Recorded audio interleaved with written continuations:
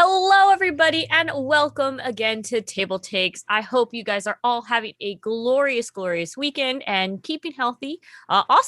Who's back? Oh my goodness! Shh, don't tell anything about what we did last week. But hi, Derek. It's nice Guess to who's see you. back? Hi. Derek's back. How are the two of you? Back again. Tell a friend. Guess who's back? Guess who's back? Guess who's back? Derek. Eminem, please don't sue us. I think you're under the 15 seconds. Okay, good. That was fair use. We used it in a transformative way. It's true. It's either that or the Welcome Back Cotter theme, and nobody gets it. So, You're never going to forgive us for not immediately clapping when you linked that, are you? I'm really wounded. Anyway, yes. Eric. I am back, and I am in an all-new house. Even though it appears to be exactly like my normal house, it is alive.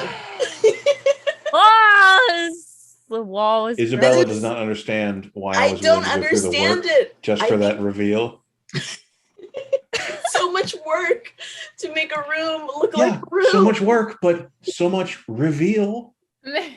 And plus, it's a streamer trick. Like you can have your room messy and then just like have I've seen people green screen a clean picture of their room, so they just never have to clean up, and they just put a green screen up. That's how one it works. way to hack the planet, I guess. Sure. But if you change your mood, you can make it space, or you can make it dragons. You can do all sorts of. See, I could decide that I want to go to Disneyland. You want to go to Disneyland? Dare you? No, I want to go to Star Wars portion of Disneyland, and that's it. You want to go get your lightsaber. Oh, look at that beautiful background. So many places you can be. These are photos of the road trip we took to Disneyland. So at some point I can do. Yeah, I can take the couch with me everywhere. It's like a magic couch. Okay. Anyway, so we are at the new house.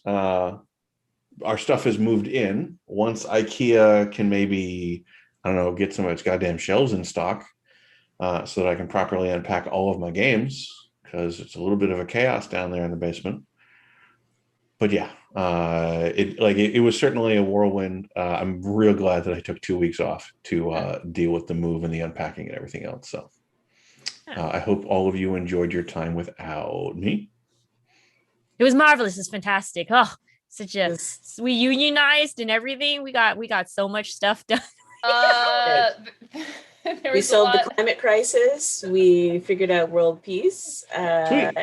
We did all that. It was very productive. That's okay, a lie. Well, I guess every so often, it was all just farts. That sounds a little more accurate to what I would have expected to be accomplished. Oh, but yes, no, we're glad that you are back and everything, Derek. What about you, Emma? How you? We got more news, but also, what about the news just right now that you are? I didn't want to bring them in here because they're resting. They've had a very traumatic few days, but I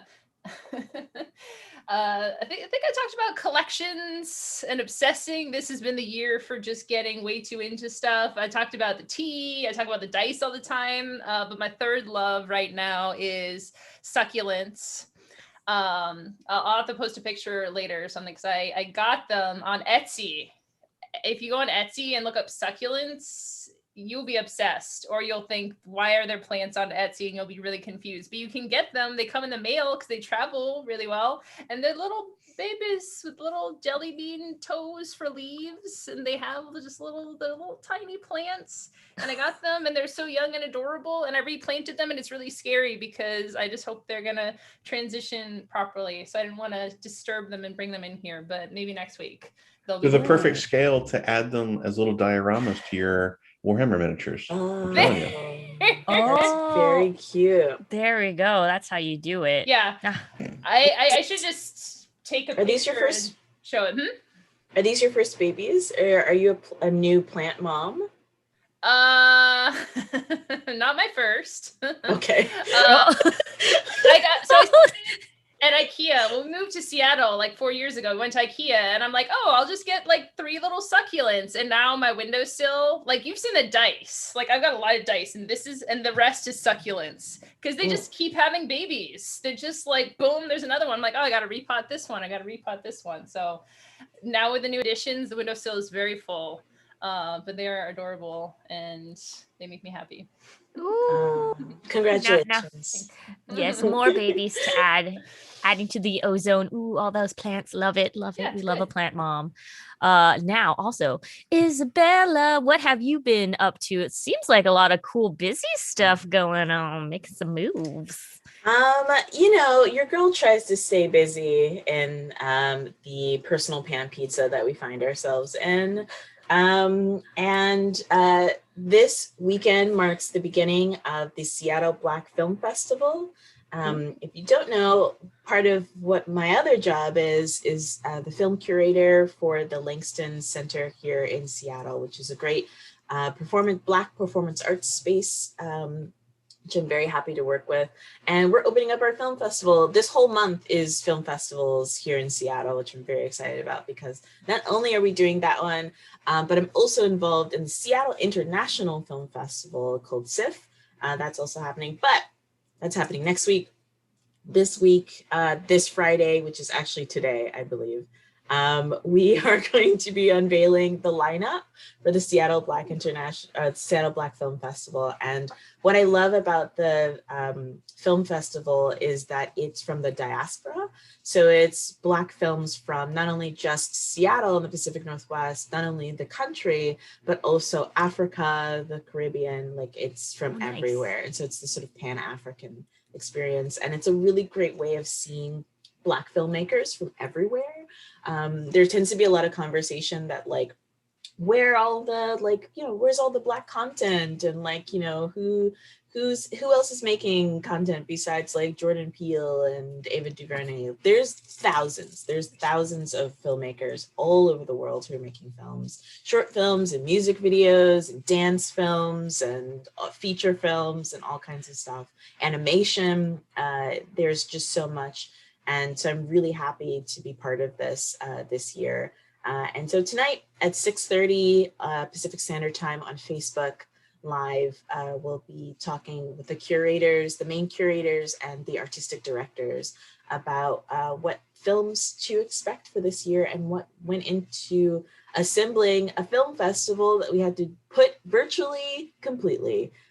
We didn't think we were going to have to do that last year because we thought, this will be the only year that we'll have to do a virtual festival. Surprise! Second year we're doing a virtual festival. And so it was. So next week, are you going to come back and tell us about some of your favorites and some of the best ones? Yeah, I could do that. Passes are on sale. So you can see an individual film or you can also buy a pass for the whole weekend. It's really a great event, and so I'm very happy about it. But yeah, and I'm also very nervous about it because technology. It was a lot. Well, you can do it. We believe in you. This is us raising our hands, believing in you, Isabella, that you can produce this. It'll be great. So yes, please click on that link in chat. It is happening 6 p.m. tonight if you want to go ahead and see all of these awesome artists, a Black film festival. So go see it. Also, I guess for me, last week I got my first shot for I'm Team Moderna. I think that's what it's, shots. Like different Hogwarts houses now, but it's like, what vaccine did you get? I think it's more like the Pokemon Go, right? With the yellow and the blue and stuff, and then we got to fight. Yes. Yeah, we got to fight. Well, no, we don't have to fight. We just got to protect and be like, yay, good job. You got it too, while wearing our mask and not really hand touching, just kind of hovering in front of each other's hands and going. And just laying down simultaneously. But yeah. The side effects were fun. I would say, just for my purposes. But it really only lasts 2 days, and it's not that bad. It's better than being in the hospital slowly choking on your own air. That doesn't sound fun. Well, speaking of So side effects, let's just have a moment to appreciate our production manager, Marcus, who oh is yeah, producing the show while suffering through the side effects of his second dose right now. second dose right now, Marcus. There you go. You're gonna We get through appreciate this. you and all your Yes. little blanket gremlinness. You're gonna do it. You're gonna do it. You're gonna do it. We're Pull gonna through. Believe. Yes. But yeah, no, I think all that I'm looking forward to next week is planning a staycation. We were gonna rent a cabin out in the wood, but then I was like, that's too much money. Let's do a staycation and just order some really good stuff for home. And that is what I'm gonna be doing. So staycation. I'm just gonna stay in and read a lot of manga. My very exciting week. But let's go ahead and move on to the more exciting stuff. Isabella, I think you need to do the hype for this one. Ready? Go hype, Oh. hype, hype, hype, hype. Isabella, hype, hype, hype, hype, hype. I don't know what you're doing, but I'm gonna vibe with it. Yes. I don't know if you guys know this, but there's a member of TableTakes that's a pretty big deal. What? Really? Who? Isabella. Listen. Isabella. Okay, I don't know if you know this, but we're in the presence of an award-winning game designer. Oh my gosh. And like, I feel like we should all really understand like how honored we should be to be in the presence of somebody who really should not have the time of day for us whatsoever while they're out collecting copious amounts of gold and awards. I mean, and we should be helping laureates. them carry all the awards they've received, really. That's what should be happening. I should be asking if this person needs a back massage from carrying this entire show on their back, if I can be very honest. I just want to say congratulations to Emma Larkins, our very own game designer, for winning the ATTA American Tabletop Awards for Abandon All Artichokes. You are the best. You are the best that has ever lived from far and wide. And you're collecting all of them awards. How does it feel? Good. I mean, I couldn't have done it without an amazing team. Really, this is an award for all of us with Game Right, with the amazing artist, Bonnie Pang, all the play testers. And yeah, a board game is really a group effort to bring together. So I'm just happy. Thank your mom, Jesus, all the little people. Important, and all these poor baby artichokes that have been abandoned and thrown in the trash. Thank them for their service. Thank you for your service. Thank you, all the artichokes. This is like your 50th award. You're racking them up. You're like awards on awards on every week. I feel like I'm hearing of a new award that you're winning. That is awesome. It's awesome. Thank you. But there's a whole list of people though also on there, right? That's true. There are other people who have also there are other won great awards people as well. Yeah, who've made amazing things. So Abandon All Artichokes won for early gamers, casual games, The Crew, The Quest for Planet 9, strategy games. Calico won for strategy games. Dominations Road to Civilization won for complex games as well. Yeah, these are great news. I just think it's great that like, and I wanted to ask you about this, Emma, like, having all of this stuff happen to you during 2020, 2021, like, how are you processing, having such a huge moment, having such a huge career during in a pandemic year? It's weird. I mean, because it's like, it's awesome. It's amazing. Like, I feel incredibly grateful for this stuff. But it's a little dissociative because, like, when my game is, like, last year, Game Right would have had a big booth at Gen Con. and would have been there, and the game would have been selling out, and people would have been coming up and signing copies of it, doing interviews and stuff. Or for an award like this, I guess like there would be a convention like this, and then like being in person with people and talking about it.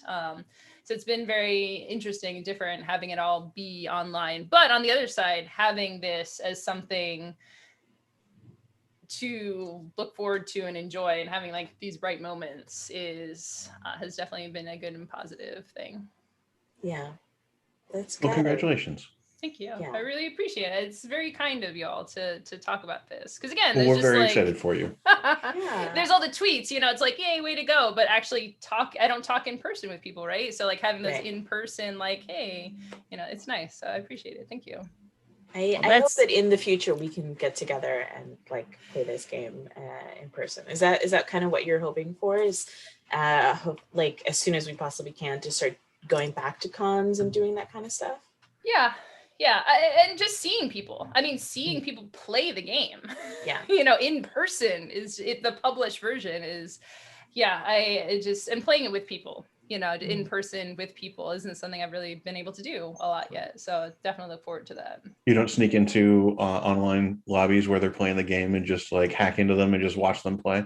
Oh my God, that would be so nerve-wracking. Oh because it's online now. It's very recent that it's come to Tabletopia. I haven't actually played on Tabletopia. I was just thinking about it. I was like, oh, I should like set up hey, come play Abandon All Artichokes on Tabletopia. But then I feel like an awkward dork. And so like, what? Because like, Emma, hey, do you want to come? You're an awkward dork. It's okay. Just do it. It's okay. We're all awkward dorks. It's okay, Emma. Like what show? Kind of like preaching to the choir while we're sitting here in our rooms, like hey guys, you want to play Abandon All Artichokes with me? Oh, yeah, I made this game. I painted my room green. You can go do this on Tabletopia. That's true. I mean, to play with the game designer, award-winning game with the person who made it. Yes, I think people will want to do that, Emma. So okay, yeah, we support you. Yes. Yeah, I'll set something up. I've been thinking about it. It's just like everything. I'm like, I should do this thing. And I'm like, or I could just play video games instead. But that is definitely the pandemic vibe. I will completely agree with that. It's like I should do professional development for my brand, or it's like, or I could do some automation in Astroneer. You are an awkward dork. I love you. You're so cute. But like it's great seeing the other titles on the same list. Your fellow winners. Because they're all titles that we've been discussing, that we saw in Kickstarter, that we got excited about, that we saw come out, that we saw receive wide acclaim. So it's just really nice seeing the same titles kind of pop up. Even if we can't go to conventions and hang out with each other, you get some satisfaction from the distance of seeing these things succeed. Yeah, and just seeing the people, because they created an award, this group of amazing people in the industry who I respect so much. Bibo and Ruel, Suzanne, Becca, Jonathan, Lou, like people who were there who I had stars in my eyes when I was first meeting them, and who I've hung out with, and just it's one thing to have people you don't know be like, hey, you got an award. I'm like, yay. But like people who I know and respect, it's just like, thank you. So that was a question I had, is how much did they interact with you before or like leading up to the announcement? I mean, we just like in our normal, I just interact with them, like Ruel streams, I go in the streams and but there was no like official, they didn't communicate with you really, there's no interview or questions or anything like that with you. I'm always curious about how some of these awards interact with nominees or award winners. Yeah, I mean, I think for a lot of them, they keep a distance. I think kind of intentionally too. To be like, they look at them without input or whatever. We're just like trying to keep a blank, even slate and just like play the games. And again, it's like if there was a convention or something for the Origins Game Awards, right? They have ceremony and stuff for it. So I think for a lot of these, it's definitely a thing. It's just like, hey, you won an award. It's like, oh, cool. You know, oh yeah, because like if I wasn't on Twitter or the internet, I wouldn't know about it either. So it's it's interesting. Oh, that's interesting. Oh, that is just like more congratulations and awesomeness. And it is quite interesting how you're just like all just hanging out and being like, hey, congrats. Yeah. And you're like, oh, hey, thanks. But yeah, no, so I mean, again, let's give a moment again for more hype, more praise. Ooh, go Emma. But on other related, or not related notes at all, you know what? Because we're in Seattle, we got to think about how the sun is just, you don't want to look at me because I sparkle, but that's not what I'm talking about. It's similar, but not really at all. Never mind. You I'm bounced dying. off of so many different transitions there. I'm dying. Like Please the help most me. ridiculous game Please of help me, pinball. Derek. Let's just go into a galaxy for Twilight Imperium. Okay, so I was following and I was like, I don't know where we're going, but I'm on for the ride. I was trying. I took a detour. Then RPG for Twilight the Imperium, the board game, has been announced. It was announced in kind of a really weird way, where it was revealed in pages 4 and 5 of a PDF rulebook in the support section of the Twilight Imperium board game for a thing that they call the Twilight Codex, which is like this, online resource for like new rules or variant conditions or expanded content for the game. Because if you're not aware, Twilight Imperium is a big board game, both in the sense of you unbox it and you play it, and it's a huge presence, but also it has a huge following. There's a lot of people, who really love Twilight Imperium, who have a very passionate fan base. So you have this content that they create, and then in it was just like, oh yeah, we're producing an RPG summer 2021. It's just very odd. So Calvin Wong, who I think has popped up on a number of other tabletop news and kind of Twitter threads that we've talked about in the past, was sharing the news. He was very excited about it. Apparently, he's written a lot of the lore for the different factions. It's being produced by Edge Studios, which is the company that Asmodee created to basically take the RPG properties from Fantasy Flight. We talked about that before. So this is going to be using the Genesis system that people are probably pretty familiar with at this point. It's going to be produced by Edge Studios. They announced a summer 2021 kind of timeline for it. It's going to be called Embers of the Imperium. And apparently it seems like this really strikes me as almost like Mass Effect, where you're playing these special agents that the Galactic Council sends out on missions to, preserve peace or defend the galaxy or whatever the situation is. Mm-hmm. So if you love Twilight Imperium, it looks like you're going to have a chance to kind of immerse yourself in the lore and the world and play in it a little bit. There was an RPG back in 1999, but I never experienced it back then. So I don't know how different this iteration is going to be. I could see this going either way, right? The people who play Twilight Imperium are basically playing a role-playing game with very specific rules and like to gather together for large periods of time.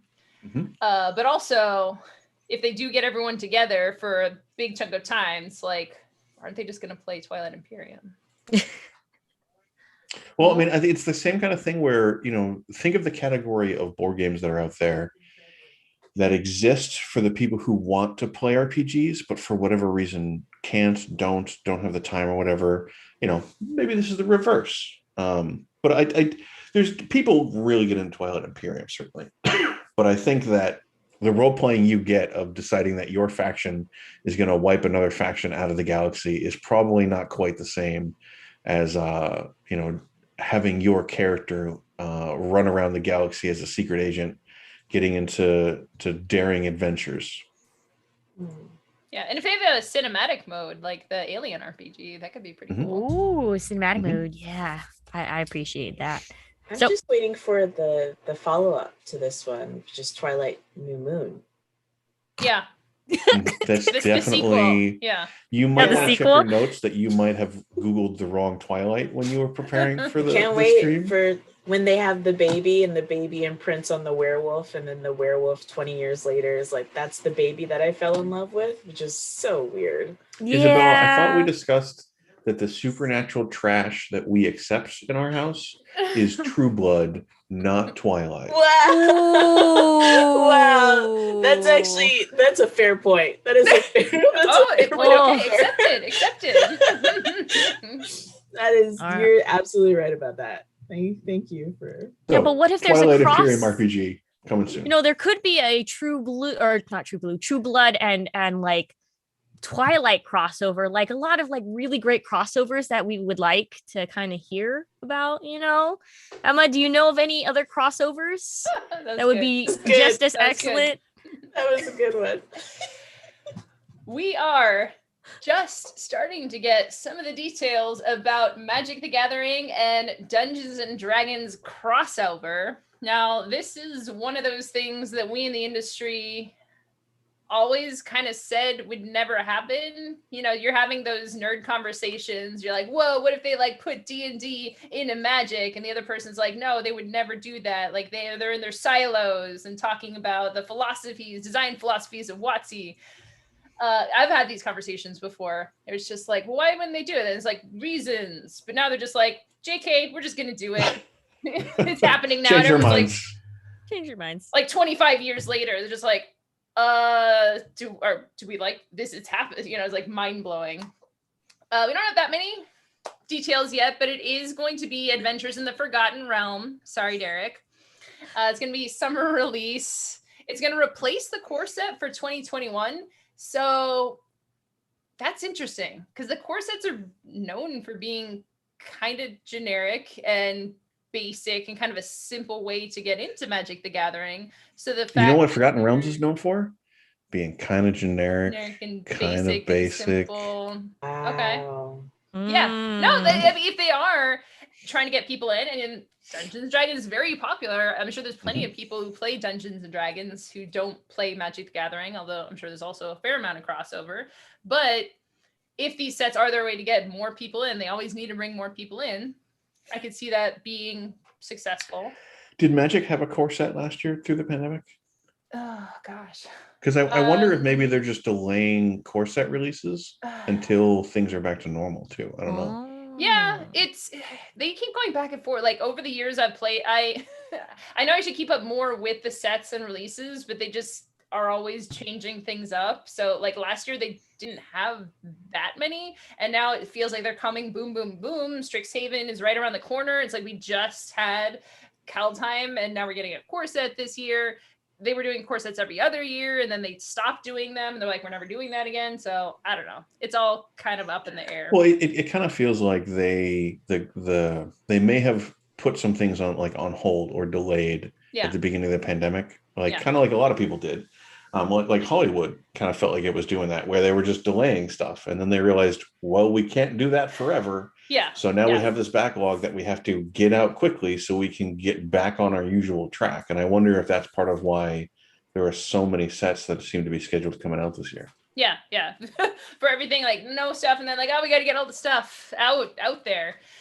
Specifically, this is going to be using the party mechanic, which is introduced in the Zendikar set, which we all knew was kind of like, okay, obviously, this is like your cleric, your warrior, your wizard, and your rogue, right? Oh my gosh, it's D&D tropes. So that's going to feature heavily in this, and there's going to be collector boosters and commander decks, which is cool. And I wonder if they're going to like go into thematics with that, like try and make a campaign or something, like tell a story with the commander decks, which would be kind of cool.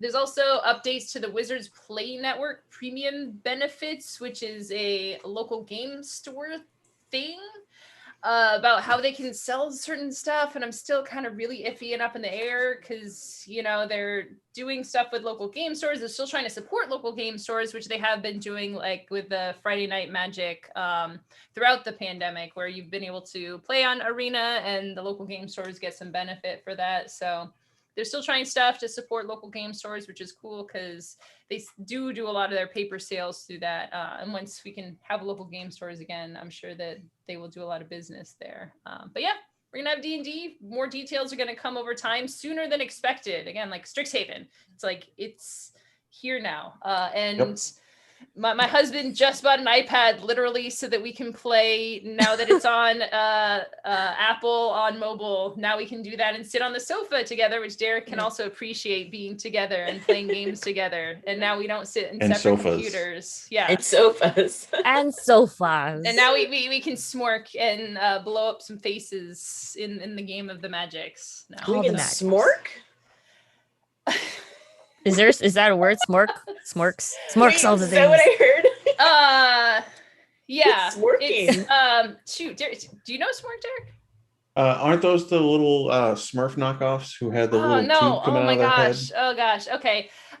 It's shoot. I forgot what the acronym stands for. It means to go face. Okay. It was something marine orcs. So it's this idea in this video game that you would just like rush. You would just attack. Like in Magic Set, like turn all your things sideways, and you're just like a Zerg rush. Okay, Yes. so now we have more of a context behind it. Wait, isn't Zerg rush when like military things where they yell Zerg and then everyone has to get out? Yeah. And the last here we people go. standing. Yeah. Abbreviation of Space Marine, name of a 2011 video game plus orc. Oh, Yeah, smart. Space Marine orc. Yeah. I thought it was like when you're laying down on the couch with your significant other and you're forking each other and then you smooch, you smork each other. You know what I mean? Oh, okay. No? All right. Just, No. just No, throw it it's out all there. right. It's But no. video Yeah. game. It's not It's a a video game romance reference. thing. Okay. So- All right. Okay. I'm going to start a new trend, No. Good. No, but I am glad you did bring up Sixth Haven and all the stuff that Magic is doing with all of their various things. This actually brings up a topic that a lot of people have been talking about lately, about how like basically Magic has been handling very well with various different representations of Black and Indigenous POC, people of color characters. Some of the examples that they have is like Tirifi. I'm sorry, names are hard. And his daughter Teferi. and his daughter Nyambi. Am I saying this right? Nyambi? Yeah, and it's about like it's a father and daughter kind of thing of a planeswalker that lost their ability to planeswalk, and working through that along with working with their daughter. A lot of other characters is Amonkhet. Amonkhet. Oh, sorry, Amonkhet. Who represents like an Egyptian style character, and Kaya, another bunch of different characters that are breaking out of this like this kind of like trope and stereotype. A lot of it, like with a lot of stories, especially when you have in film and video games and representation, a lot of that can be centered on Black pain, as it will. But nowadays they're giving it examples of like people who are just happen to be of this skin color doing things that are awesome, and it doesn't have that deal with the emotional baggage of all of this like gathering up. Like a lot of people are commending how much like Magic is taking those steps to developing these characters that don't have these kind of like racial backgrounds of like hardship. But on that note, they did make a note of a particular Strixhaven character that kind of brought up a few questions on Asian stereotyping. The character in question is Killian Liu, who basically struggles with like domineering parents and has this like expectation put upon him to be the very best and top of their class, which is like bringing up this like model minority like problematic look. But yeah, like they're the overachiever who has accomplished so much and is perfect at everything, and their parents are still not satisfied and want more out of them, and unhappy and uncaring kind of thing. Mm-hmm. But I feel like in this note, I feel like just by all the other examples, you can see that, like, in my opinion, I don't know how you guys all feel, but it seems like Magic is trying to make and broaden those horizons without necessarily putting on that our real world guilt into it and like stereotypes. But at the same time, I think my other side question is like, just going on to that, when does avoiding stereotypes fall into not acknowledging other people's lived experiences, because a lot of these times, yes, we have these horrible stereotypes, but sometimes the stereotypes are very, very real things that you live in. And like, you know, characters can, like, for a lot of people who are like minorities, you know, coming from different walks of life, like how many of people are like, oh man, this character, like I've lived this life. I've lived like trying to like have to conform to family standards, you know, putting family first before myself kind of thing, which isn't like a very Western idea in a lot of ways. What are your thoughts about it, folks? Well, you know, there's been a lot of conversation about this also in wider media as well. And so I feel like one of the things that had happened this past week, and there was a lot of conversation about just this same topic, was because of the Falcon and the Winter Soldier. There was an episode where the Falcon, if you guys haven't seen it, this doesn't really spoil anything, but he gets not pulled over by the police, but the police come up to him and start asking him questions. And then there's a new Amazon series called Them, which is about a Black family that moves into a white neighborhood in the 60s. And it's a horror series. And the conversation that people were having online was sort of like, when do we get to have media that doesn't cover specific race issues? Like, when can we just have a show that's about the Falcon and he doesn't get like abused by the state? You know, can we just have media where he's just flying around beating up bad guys? Do we have to think about racism in this too?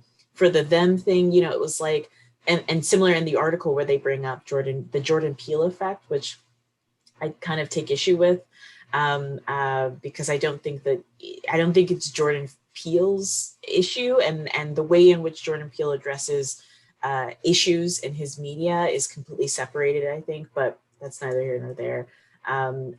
So, you know, I think that there is an argument to be made about the fact that in a lot of media, particularly fantasy media, people of color also crave escapism. We also crave the same kinds of things that sort of white content consumers do as well, which is just to be able to exist in a world. There's very few media that has white characters in it, where white characters have to deal with systemic racism. And we also long for that. We also just want to have media where we can just ride dragons and we don't have to think about those kinds of things. But at the same time, I think that there is room for both.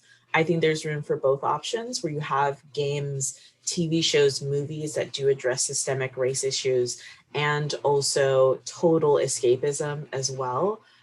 Because one is, I think that if you did one without the other, you would seem like you were just completely ignorant to what was going on. And if you had Black characters or Asian characters and you never talked about any race thing, you would just look like you were completely tone deaf for the cultural things that are going on in society. The issue is that there's just not enough media. In our popular culture, people of color have so little. We get like one kind of major thing every year, even though that's getting bigger and bigger. You know, we're now turning a corner, I feel like, culturally. We're not there yet. But you know, since you have so little to choose from, it feels like your options are really limited. And if we had more films, more representation, more games, more things like that, then it wouldn't feel like we were just kind of given the kind of narrow thing. So I think it's not an and or. I don't think it's like, you know, the point of the article was like, look at Magic, do what Magic's doing. Magic is doing this whole thing. There's no racism, you know, like nobody gets pulled over on their dragon for like or police or cops, you know, like nobody gets racially profiled in Magic. But at the same time, I think there's room. I think there's room. It's just up to the creators to make that room. And I also feel like just a tiny tangent, is that so much of this is being done by white creators.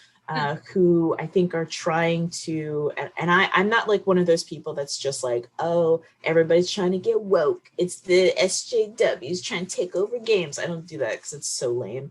But I do think that there are people who are sort of, who are trying to put in Black faces. They're trying to put in Black stories, Asian stories, Native American stories, but they don't understand that like there is no cultural monolith.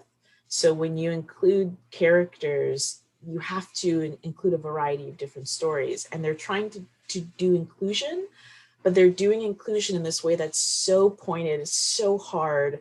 They're putting so much on top of these characters to carry the inclusion of the entire series, and it doesn't feel authentic. And I understand their heart's in the right place, but it doesn't translate very well. And I think that people of color are super tired of it.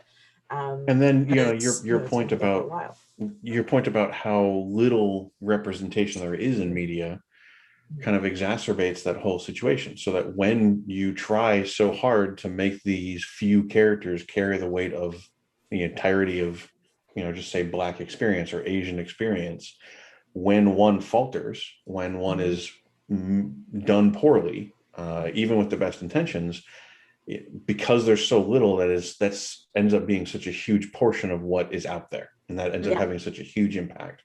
And that's where I think the Strixhaven situation is very, I don't want to call it interesting, because that sounds clinical or distance from it, but it's so fraught perhaps because, to Banzai's point, there are absolutely people who will see that character, will identify with that character, who will feel that character's story of accomplishing so much and their parents still don't recognize them as people is going to they're going to see themselves in that story. But there's also going to be plenty of people, plenty of Asian Americans who will see that story and will say, yeah, I see myself. I lived that story. That story hurts. I'm still living that story. I don't need to see that story in my dragons flying around, the multiverse, having great adventures. So it becomes a very difficult thing. And it made even more difficult because neither of those reactions obviously are wrong. They're both valid, and you have to figure out some way to navigate that. But it's understandable to see why so many people are so frustrated with that expression of the new set. I think it's really important to acknowledge duality here, because I think you can sometimes see white people trying to do better and being like, okay, am I supposed to hate this thing? Or like, is it okay if I like this? Or should I hate this? And trying to have black and white thinking here of just like, okay, I got to put this in a box. And then I'll be on that side of like, okay, I'm going to yell at this thing and hey, it's more like just listening, like, okay, this person thinks this about this person who's represented, thinks this about it. This person who's represented thinks the opposite thing about this. Those two things can exist together, and just keep listening and gathering information for how you should approach these things and approach conversations, and then just have more creators of color telling stories, right? If you put them in the position to tell the stories, then we're going to get just naturally more nuanced stories. Yeah, totally. Speaking of which, I was going to say, speaking of which, since we want to go ahead and highlight and announce and hype up all that is, giving voices to people that, before like 5 years ago didn't have a voice. Isabella, go ahead and tell about the second season. So if you're following Into the Motherlands, which is an online RPG that streams on Twitch, they just got renewed for a second season and expanded their cast to add a new cast member. Into the Motherlands is an all POC led RPG, and it's really incredible. It's like includes some of the stars of the RPG world. They're like, I don't know, I feel kind of weird being like they're celebrities, because it's like we're all nerds, like celebrity nerds. There should be a term for that. Celebrity nerds. But they are like really awesome people who are doing really incredible work in the world, and they're gonna go with a second season, which I'm very excited about because they deserve a second season. The gameplay is really awesome. It premieres April 21st at 4 p.m. Pacific time. I love to just turn it on and just have it playing in the background and watch it and listen to what they're doing. they're all incredible storytellers, and it's a really incredible way of kind of getting to know more diverse voices and who's out there and who's creating stuff. And so, yeah, congratulations to Into the Motherlands. People, this whole episode is about, like, you know, congrats. Everybody's getting shots. Everybody's winning awards. People are getting second seasons. It's great. Yeah. All right. Okay, so now I'm gonna do a really quick take for Derek's gonna give it to you. Oh, he's gonna give it to you. Bundle's gonna give it to you. Derek's gonna give it Rest to you. in peace. Yep, that's exactly why I did it. Oh, no. I'm sorry I had to do it. It's okay. It's okay. It's a lot. Okay. You do it with love. Do it with love. Yeah, so the bundles for this week. First, from the bundle of holding, we have Chivalry and Sorcery 5e, which is not a D&D 5th edition supplement or anything like that. This is the 5th edition of Chivalry and Sorcery, which has its own system. It is a medieval, fantasy adventure RPG that really tries to focus on as much historical accuracy as it can. So it still has, elves and dwarves and stuff like that. It still has magical elements, but it has more staked its name on a quasi-realistic expression of that in a medieval setting. So for $10, you can get the player collection. You get 6 books for players. You get 4 race books, the player's guide, an art book. For the Game Master collection for $25, you get a bunch of monsters, maps, 3 adventures, a GM screen. So if you like fantasy adventures, but you want something that's very grounded, you can pick that up. And it is supporting the kind of unique charity, the Honey Pot Children's Charity, which is a charity that benefits or helps to support young caregivers. So people who are aged 5 to 12 who are providing a lot of emotional support or family support to a parent, a grandparent, a sibling, somebody else who has health issues, mental health issues, substance abuse issues, who might be disabled. It's a UK-based charity. Apparently it's the only one serving that kind of demographic. So it seems like a pretty good cause for the bundle to prop up. The other bundle we wanted to talk about is a very personal one in the sense that it's trying to benefit a particular RPG creator, I believe in Brazil, who is recovering from COVID and is having trouble with medical costs. So several other creators came together. They put together a huge mega bundle of 72 games for $10. A lot of these games are very small or supplements. They're micro games. A lot of them are weird, surreal. They're experimental games. There's a lot of Troika stuff in there. There's a lot of hex crawls in there. Of particular note is one that I had actually found completely separately, which is CBR plus PNK, so cyberpunk basically. It's a pamphlet fold, just 2 sheets of paper basically, forged in the dark, one-shot cyberpunk RPG about a group of runners basically being brought together for one last job before they all retire, and it is a phenomenal example of incredible design, really packaged, really kind of laser focused on one particular idea. I think it looks amazing. And if the rest of the bundle is anything like that, this will absolutely be worth picking up. And it has 20 days left. Very, very cool. And now, here we come for the Kickstarter Union. Kickstarter Union. Hip, hip, hooray. That was My good. notes still have hashtag Kickstarter Queen. The something happen template while it's gone? needs work. You're using an old version. There is a version of Okay. Union. I'll make sure to update that. So the first Kickstarter project we want to go through this week, speaking of surreal, is Cerebos, the Crystal City. And the premise is you are all travelers on this train, on this journey to the Crystal City. And along the way, you are going to rediscover your memories, rediscover who you are and how the journey has changed you. So the inspirations that they list here are things like Sunless Seas, which is a very cool video game. Invisible Cities, which was a fascinating travel log of cities that never existed. And then the anime that I absolutely adore called Kino's Journey, or Kino no Tabi, which was just this incredible, very softly surreal story of an individual traveling across the landscape with their motorcycle, encountering situations and kind of learning from them. So the inspirations for this game sound really fascinating. I like games that have a surreal twist to them, especially if they're around a pretty solid central rail, if you know what I mean, structure. So I'm intrigued by it. It has 1 day left. So if you like any of those inspirations, you want to try it out. Cerebos, the Crystal City, ending tomorrow.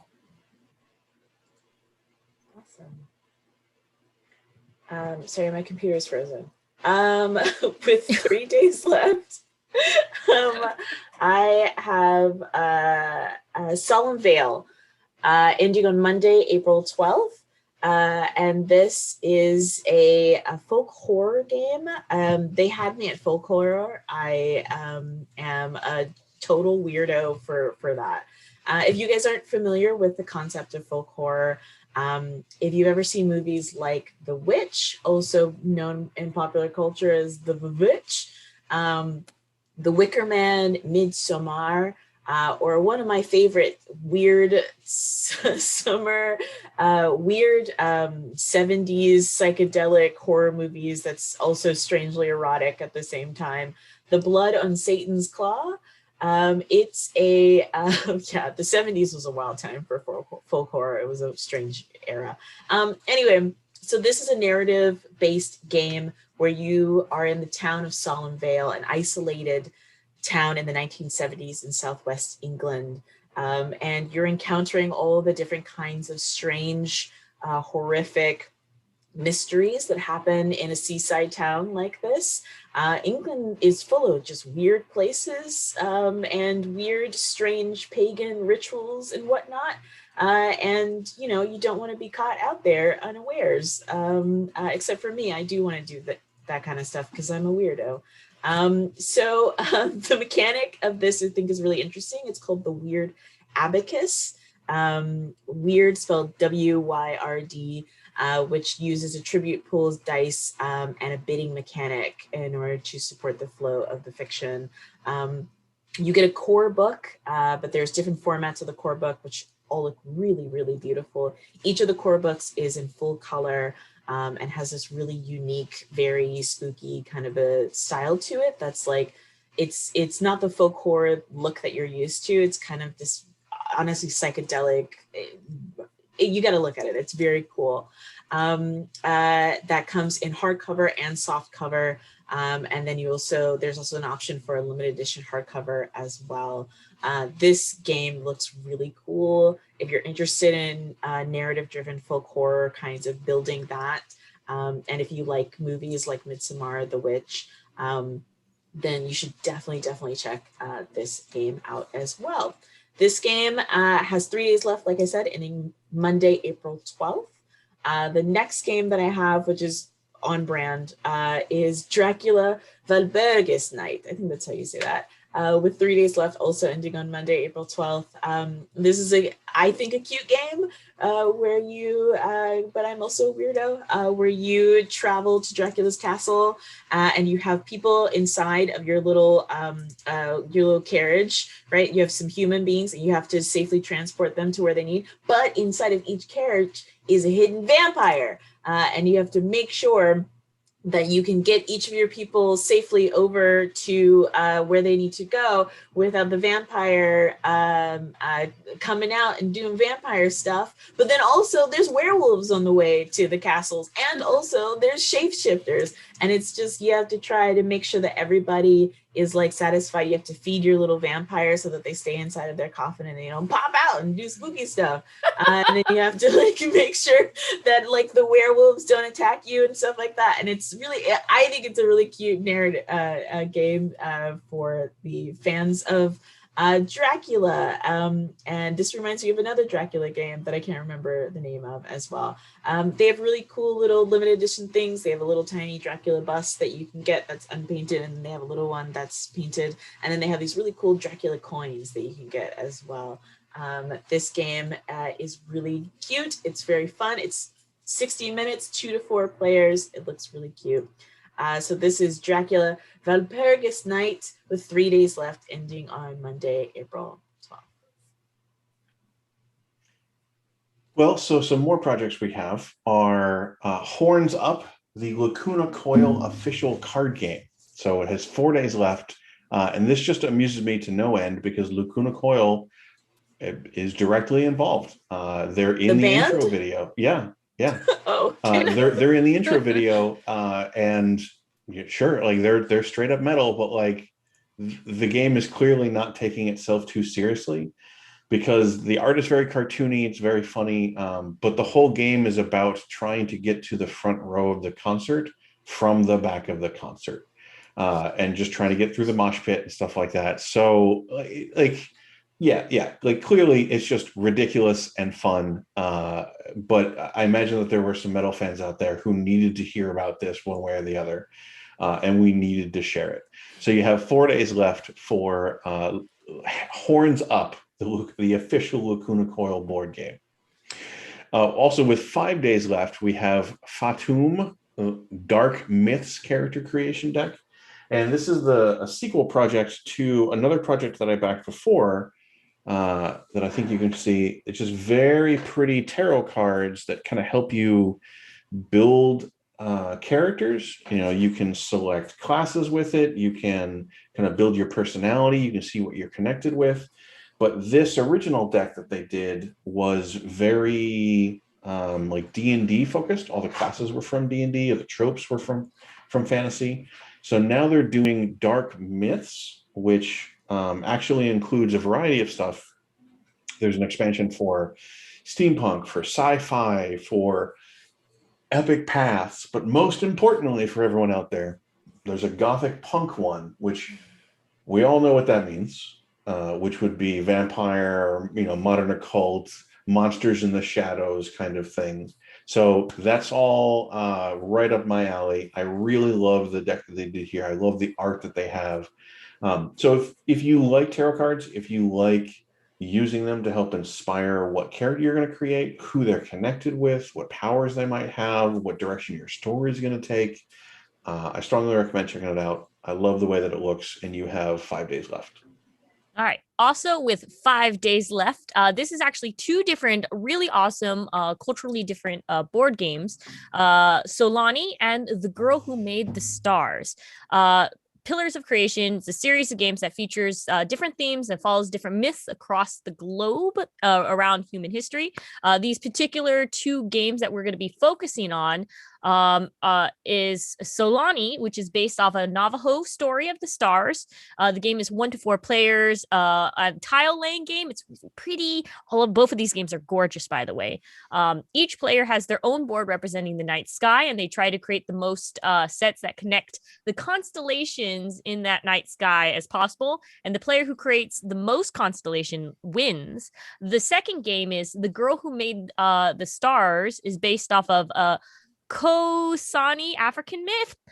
It's a 1 to 4 player tile laying and worker placement game where each player takes on a role of an elder, discovering different constellations in the night sky that's already there. So the stars are already established in this game, versus in the first one, you are making the stars themselves. This one has 2 boards, one for your place your stars and trying to form connections in order to bring the collection to life. And the other board shows your village and the area surrounding it. You must use the light to collect like different resources for your tribe, and then attempt to collect those resources to boost your standing. And the elder who has the highest reputation wins this game. So if I were you, just check out. They're both beautiful games. One is, of course, from a Navajo story, and the other one is a Kosan or Khoisan? I keep forgetting how to pronounce that African myth. So it's Solani, The Girl Who Made the Stars, with 5 days left. Awesome. With 6 days left, I have a game called Ghostwriter, ending on Thursday, April 15th. I don't know if you guys remember this, but there was a TV show on PBS called Ghostwriter, and it was one of my favorite TV shows when I was a kid, which is why I picked this. This one is a really cool 15-minute party game. Basically, if you're familiar at all with the kind of spiritualist movement that happened in the early 1900s, this game is reminiscent of that. You have a spirit, a person who's designated as the spirit inside of the game. They know a word.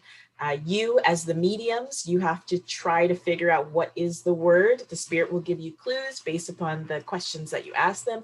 But the opposing team can also guess the word of the spirit that you're trying to guess as well. And so you two are trying to channel what's inside of the spirit voice, what the spirit wants you to say. This is a really great game. I love the artwork. I love the kind of early 1900s Fox sisters. If you guys don't know about the story of the Fox sisters, very interesting historical moment in American culture. It's called Ghostwriter, which is one of my favorite TV shows. Love it. So that is Ghostwriters with 6 days left, ending on Thursday, April 15th. And the last one that I have is called Death in Space. This one has 12 days left, ending on Monday, April 19th. You know that I'm a total craven heathen for anything that's rules light. This is rules light, and it also is set in space, and it's like super gritty, dark, and cool. The word that I'm looking for is cyberpunk, whatever. So anyway, this is a good game for a tabletop game, narrative-driven game. I'm trying to speak as fast as I can. This is inspired by other games, and if you're fans of like Mothership or Morkbork, Offworlders, or Traveler, then you'll be a fan of this as well. Also, what I'm a total psychopath for is games that have tie-in music as well, and there's a whole soundtrack that you can get with one of the stretch goals as well, which I love. Also, the covers for the books, these books probably have one of the most beautiful hardcover cloth covered designs that I've ever seen. The artwork is really cool. If you enjoy the vastness and the darkness and the coldness and the uncaringness of space, this is probably going to be a game for you. It's called Death in Space, and it has 12 days left, ending on Monday, April 19th, and she's done. Dab on it. Boom. Thank you for your last and glorious Kickstarter, Isabella. But now, of course, hey, guess what? I want you all to just stick around after this because, hey, we have a special guest coming over right after this. Jeff Barber from Biohazard Games is coming in to talk about his new Kickstarter project for Planet Recontact. So that is what's going to be happening right after TableTakes. But hey, don't forget, Gen Con TV is more than just us on TableTakes. There's a whole slew of slows. Let me go ahead and go by them quickly. All of these are Pacific times, by the way. So Mondays, we got 6 p.m. with the Brothers Murph, board games with the Brothers Mirth. Wednesday at 10 a.m., this game gets dicey. And Friday, 2 p.m., you get to see all of our glorious faces. Again, and thank you all for those who stuck around and laughed around with us and you know, consoled with us and had these moments that we as Gen Con folks all get together every Friday to do. Thank you again, Isabella, Derek, and Emma. Emma, congrats still. And I want us all to dab out because we are going to be going in really cool. So all of us cool kids, let's go and dab and dab and dabby dabby dab dabby.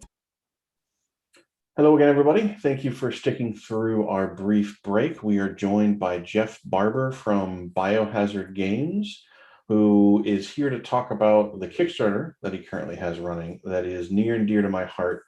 Because I think back in '97, I think when it launched, I remembered like turning the corner at an aisle in the exhibit hall in Gen Con and finding a copy of this like striking blue cover about a water world and the cyberpunk universe, and like the Blue Planet has always had a very special place in my heart since then.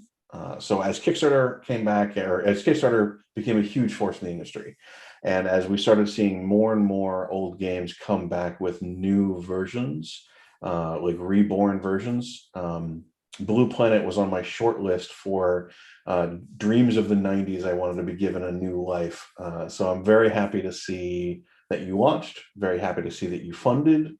So how are you feeling? Like you must be pretty excited right now. Well, I like dreams of the 90s. That's a good way to put it. Yeah, I'm very excited. As I was mentioning previously, I was quite surprised that we have gone as deep as we have already, and I'm looking forward to what else happens. Yeah, so you funded in 4 hours, right?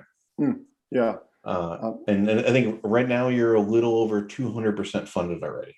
Yep, we're closing on about 65,000, I think. And Okay. we were a little anxious that the 30,000 original goal was going to be a bit of a deterrent. So when it went down in 4 hours, I was feeling pretty excited. And to make this clear, you still have 25 days left in your campaign. So this is not, we're near the end. It's not, we're at the finish line and you're happy to get over it. This is, you blew through all of the stretch goals that you had originally planned just on day one, right? Day two, but okay. Early. Great.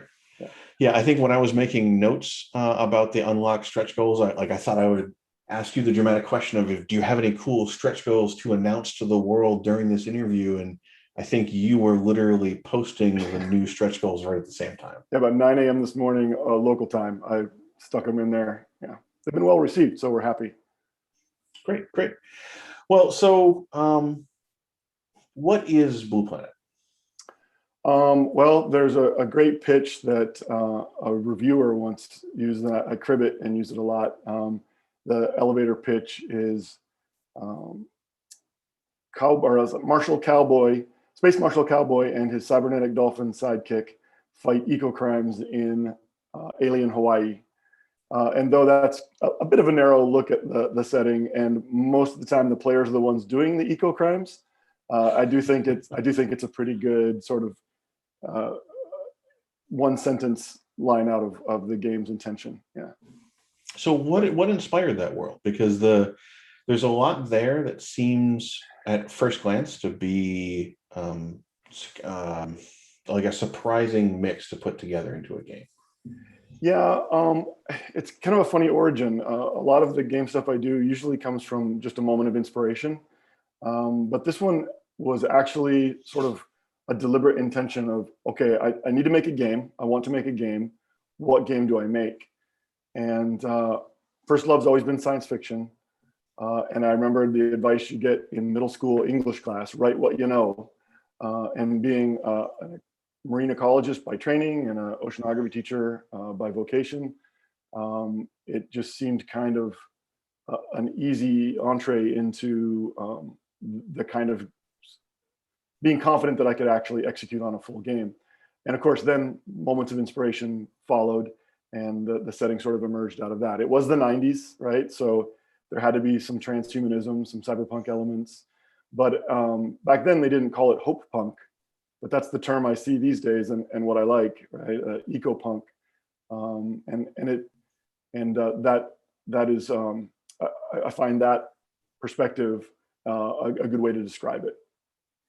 So it sounds like the water world part was very familiar to you. It sounds like that's your vocation basically. But what was your decision to add a lot of the cyberpunk elements to it? Because cyberpunk is a genre that's associated with dense cities and rain and darkness and neon, not sandy beaches and right. Water stretching out to the horizon and a bright sun overhead. Well, I was a big fan of the sort of transhuman elements of science fiction and of role-playing games.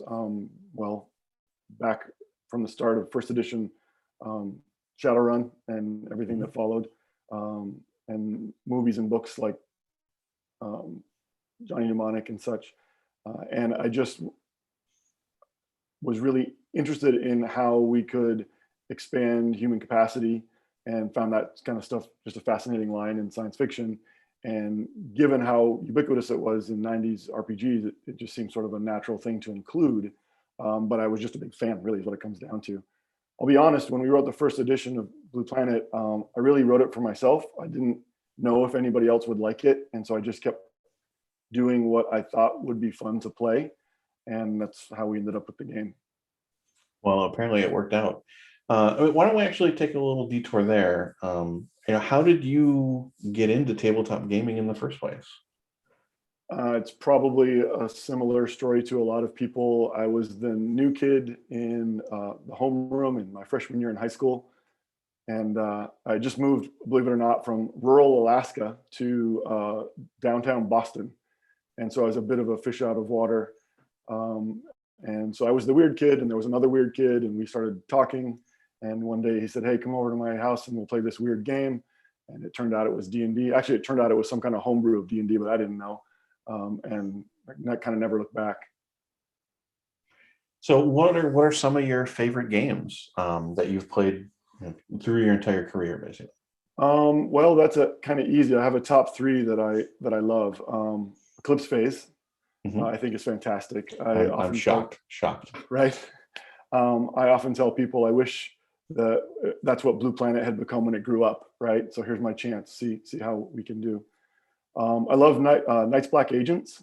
I think that the combination of modern day with that horror element in kind of the realistic setting that it tries to present is awesome. The Vampyramid is tough to beat. Yeah, I find it very compelling.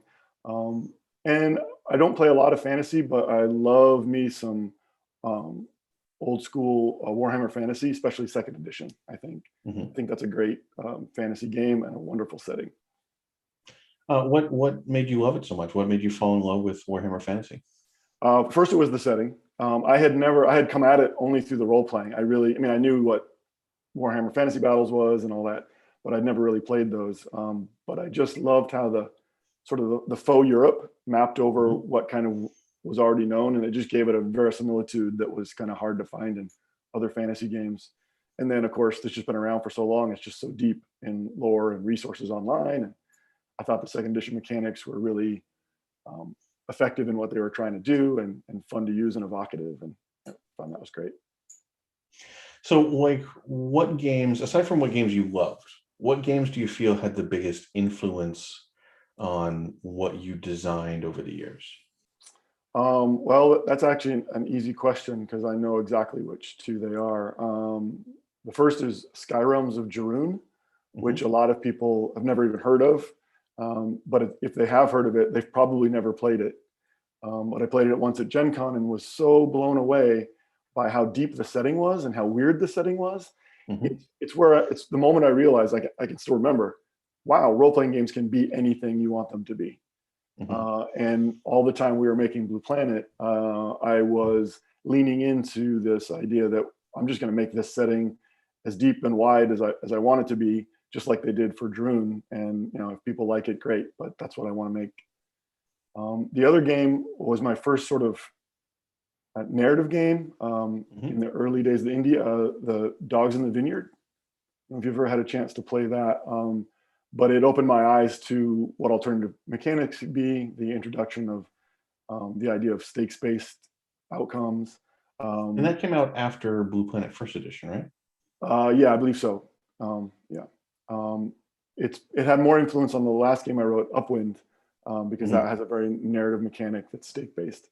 And then that kind of circles back because Upwind, of course, is now influencing my design on the new Blue Planet. So, it's all circles in circles. So, what inspirations do you find outside of games? I think my comment in our notes was that, I see you post a lot of pictures of boats. Your explanation that you have worked in oceanography basically explains a whole lot of the inspiration here. But where else do you find yourself pulling from when you're putting a game together? Well, it really depends on the game, I suppose. But given that I'm working on Blue Planet so much these days, I've been diving since I was a kid. Even before that, my grandfather used to send me his old Cousteau Society magazines. I think that's where it started. I used to pore over those like most people pore over comic books when they're a kid. And I just grew up loving the ocean, even though I lived in the landlocked Minnesota as a child. But I have done a lot of diving, traveled a lot of places with just dramatic and amazing marine ecosystems. I lived in Hawaii for a while, live in the Puget Sound now. My wife and I are pretty avid sailors, so we spend a lot of time on our boat in the summer. We're all school teachers, so we get to that time in the summer, and I just feel really connected to the sea. And when I'm writing, I can often feel that connection. I know that sounds weird. I know that sounds like I'm, some kind of a new age approach, but it's just something that really moves me. And when things move you, then you can write about them more effectively. Sure, that makes sense. So what games are you most excited about right now? Is there something that you're playing that really just kind of lights your mind on fire? Well, I'm actually deep in we're in the last stages of a Night's Black Agents campaign. I am running, of course, a Blue Planet game. I'm a school teacher at a boarding school, and with COVID and the bubbling up with our students, I've been able to get them into a lot more board games and role-playing games because they're just bored, and they wanted to start a Blue Planet campaign. So we're deep into that and using the new edition, and so that's been pretty fun. There's a new game that'll be Kickstarted, I think, next month. A friend of mine is doing.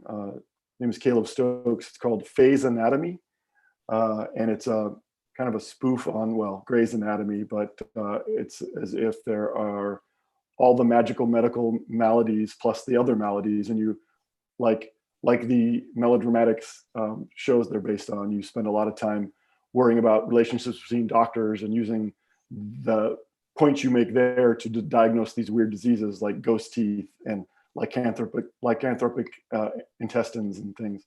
But there's a fun little app mechanic with it, so nobody knows what the disease is, and as a playing table, you have to figure it out. So I'm excited to see that from a mechanical standpoint. It's maybe not my fodder in terms of the kinds of games I'll have to play, but the mechanics sound really interesting and very compelling. Cool. Well, to get back to Blue Planet itself, as somebody, I have the previous editions of the game. I remember going through the playtest of the second edition back in the day. What's changed with the game? What's changed with the system, and what's changed with the setting? So maybe the easier answer first. We haven't changed the setting much. Of course, we're updating things because it's been a long time. We kind of missed the whole cell phone thing, and of course that has incredible ripple effects in terms of just how people engage with their technology. So there's updates like that happening. We're having sensitivity reading done, which didn't happen in the 90s, and that's going to be great. We are adding in more social organizations and sort of conflicts and ties associated with those. We are updating, of course, all the tech, but a lot of the different setting components. But ultimately, the timeline and the setting themselves are not really changing. That's been, I think, why Blue Planet has endured, is because of the depth and nature of its setting. And we built the setting specifically kind of on this precipice with all the factions in the game playing tug of war over the fate of the planet. And we felt if we advanced the timeline, that tension would shift and not be as compelling for telling stories.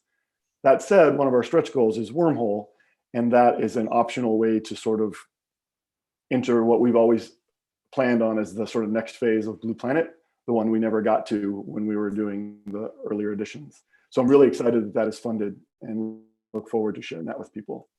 And to kind of explain that to folks who maybe aren't super familiar with Blue Planet, the idea is that technology continues to advance. We start to explore the solar system. We find a wormhole at the end of it that leads us to a new planet, a water world.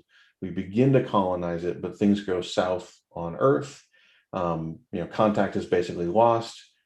A generation or two later, Earth has kind of recovered into this cyberpunkish, dystopian corporate, conglomeration kind of thing, returns back to this water world, and then discovers that there's a resource on this world that makes genetic engineering so much faster and easier and more reliable, and a genetic gold rush effectively kind of washes across the planet.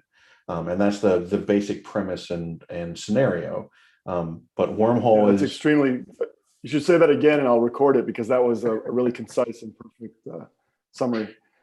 Great. Well, we'll have the video on demand for you so that you can reference later as you need. But yeah, so the Wormhole I think there's long been hints that there was some alien or there was some secret in the depths of the ocean that related to the wormhole, and we never got the full answer before. So that's what this stretch goal will cover.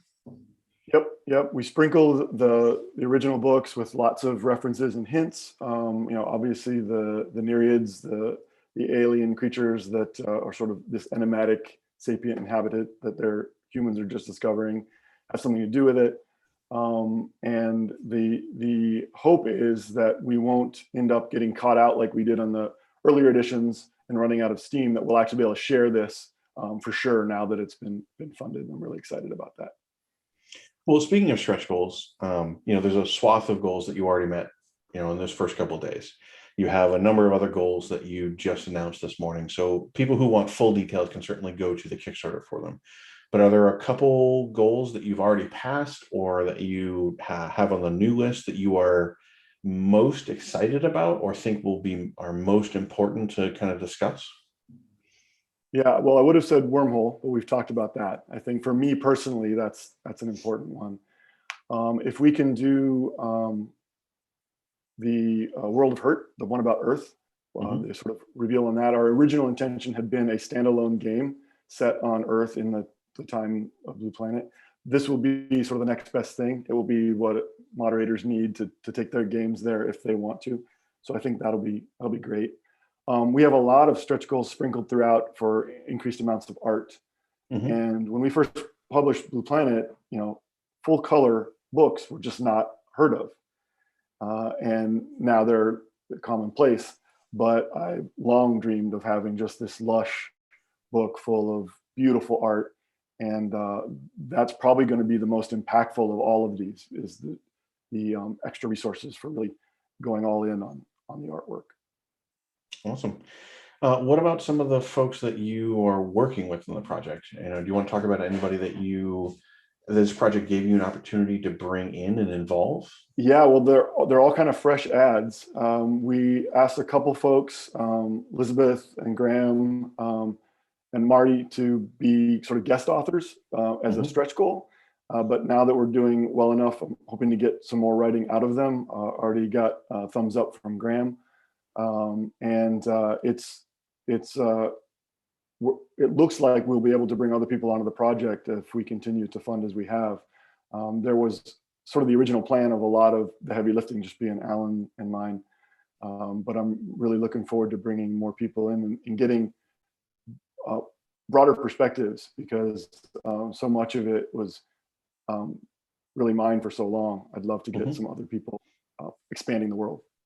Yeah, I mean, that must be exciting to you to kind of have a chance to be surprised by your own creation when somebody else takes it and makes something new with it, right? Yeah, and that's a fantastic feeling when that does happen. So I'm pretty excited. Cool. I think some of those folks that you mentioned, the stretch goals that they're working on or that they were originally listed for were some of the new campaign frames. Is that right? I think so. Yeah, it's part of the new mechanics, somewhere between the mechanics and the setting, I suppose. We only ever really got one consistent complaint about Blue Planet, and that was it was so big in terms of the setting that it was hard sometimes for moderators game masters to figure out where to start. They didn't know where to pick up a thread and run with it. So the idea is that, like games used to, or I guess some still do, provide the pre-made characters in the middle with full illustrations and kind of these are the sorts of people you can play. Well, we're doing the same thing, but these are the sorts of campaigns you can play. And we're digging down to get really specific thematically, but also in terms of actual details so that people can pick them up, use them to jumpstart a campaign in the theme that they want to pursue. And we're hoping that helps sort of make it less intimidating to take on a game. Well, that's exactly what I was going to say. Is like it's exciting to hear about that, because as much as I love Blue Planet, it was always one of the there's a small list of games that I absolutely love that I always felt intimidated to run because it was so hard to come up with, or it felt like it was so hard to come up with a campaign that was like worthy of the material that was already present in the book. Basically, Blue Planet was on that list. Unknown Armies is on that list. These games from the 90s that had these very rich settings that were just difficult to figure out how to put on the table and get rolling. So I'm very excited to see what you can put together with that. Yeah, I hope that works out as intended. There's an example of one in our quick start guide if people want to see what it looks like.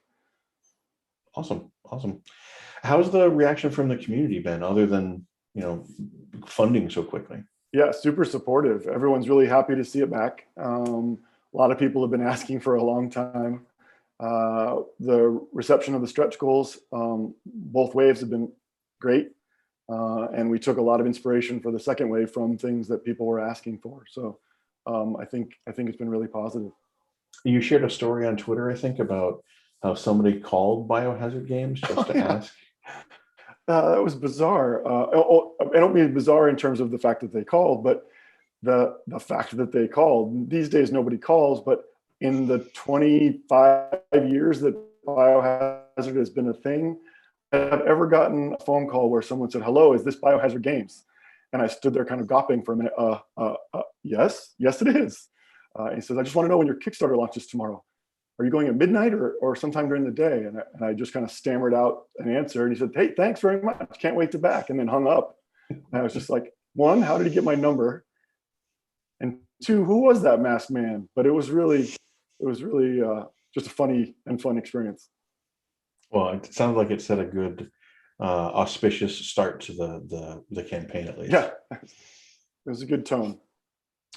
So I think like the last point that I have to note to make sure that we go over is that once the campaign's done, you're going to be sending PDFs of all the first and second edition core books and supplements to all the backers. So like the historical content will go out pretty much right away.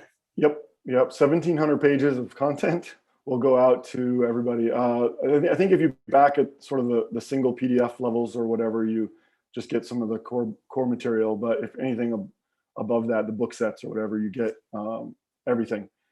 And really, it's a chance to say thank you. It's a chance for people to like get their hands on something right away, because Kickstarters, they're not into instant gratification. So hopefully we can offer a little bit of that. Mm-hmm. I know a lot of the people that are backing already have a lot or all of our stuff. But it's just a great way to get new folks excited and get them playing, because they can take the quick start guide, has all the new rules, and they can just jump right in and play some of that stuff. Awesome. Are there any other key pieces of information that you want to make sure we share it with people before we let you go? No, I think we covered all of it. I know that there are sometimes questions about the new mechanics. But like I've said, they're all there in the quick start guide. If people want to check them out, they can reach out through our website or at Biohazard Jeff on Twitter, and I'm happy to answer any questions folks have about them. Love discussing game design and mechanics, I love discussing those things. I love even more discussing world building, so reach out if you have questions. Yeah, it definitely seems like you have a passion for deeply developed worlds with lore and stories behind them, which that was the 90s in a lot of ways. Where my interests lie. I mean, I have gotten better at writing mechanics, but I would still not put myself up against most game designers in that regard. Well, we will see how your campaign does overall, but I wanted to thank you very much for joining us. It was great to have a chance to talk with you. I can mark yet another love of the 90s off as having returned and been given a new lease on life. And I wish you the best of success with the project and then continuing to support the game afterward. Thank you to everybody for sticking around for the interview, for joining us through this. Again, if you have any questions, reach out to Jeff on Twitter. He says that he will be happy to talk with you about it. We have plenty of other shows during the week. Monday, 6 p.m. Pacific, we have Board Games with the Brothers Murph. Wednesday, 10 a.m. Pacific, we have This Game Gets Dicey. Friday at 2 p.m. Pacific, join us for another episode of TableTakes. Remember to follow the channel, subscribe to us on YouTube. If you're missing anything, it'll be up on YouTube about 24-ish hours later. And don't forget to join our Discord if you want to chat with other Gen Con fans. Thank you again, Jeff. Thank you again. Thank you. And we return everybody to their regularly scheduled Friday. Bye-bye.